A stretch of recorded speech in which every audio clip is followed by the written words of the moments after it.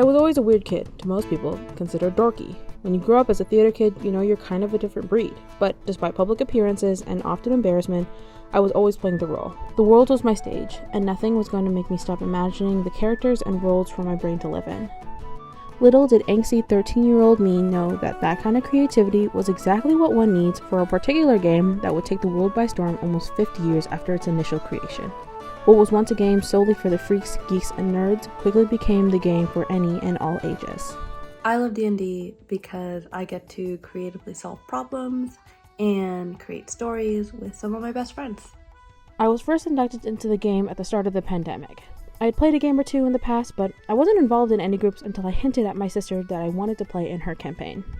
Oh wait, for you new adventurers, one might wonder what a campaign even is. So let's go over some terms first. A good dungeon master would never leave the good people high and dry. A campaign is the larger overarching story consisting of smaller sessions that exist as chapters within the story.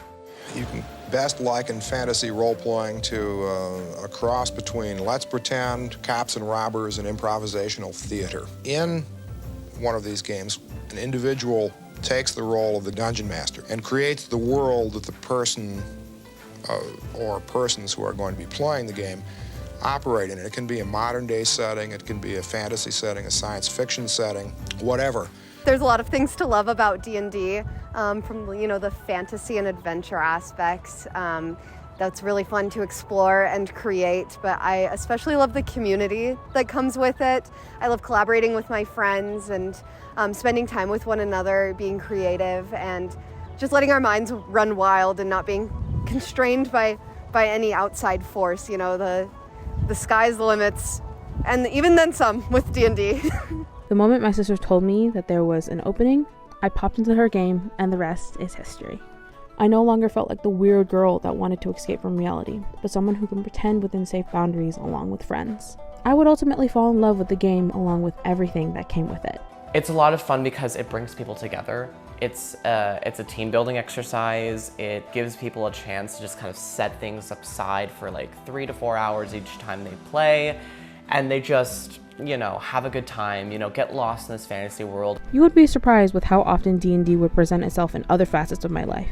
Everywhere I looked, I would see D&D being played or represented in the things I watched, and I slowly started to realize the parallels between the game I loved and the craft I was pursuing. Oh my gosh. I think it's like the most challenging form of storytelling, and that's why I like it, because I'm a storyteller by trade and by craft and by passion, and I really enjoy just creating a world, escaping into some fantasy realm and just telling a collaborative story. So when I was a kid, I played D&D a lot. I loved it, and one of the things that was really fun, it was so imaginative. And when I look back, I think that there's probably a really good chance that playing D&D was a precursor to me going on and becoming an artist and a filmmaker, right? Because that's what D&D is, right? It's we're creating characters, we're telling stories, and killing some dragons while we're at it. So it's totally awesome.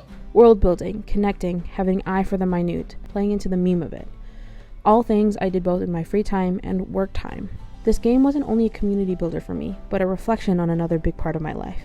As a self-proclaimed filmmaker and storyteller, my imagination and how it grew as I played D&D never hindered, and always helped me as I crafted up the best ways to showcase the people that let me into their lives and stories. I owe a lot to the game, so I guess I wanted to say thank you, Dungeons & Dragons, for expanding my creativity, for helping me form friendships, for keeping me in community, for giving me nights where I could leave my stress and troubles at that virtual doorway, and for accepting all of me. The silly, stupid, social, dorky, creative, boisterous, passionate, and weird sides that all make up who I am. Thank you, D&D. Love, Vina.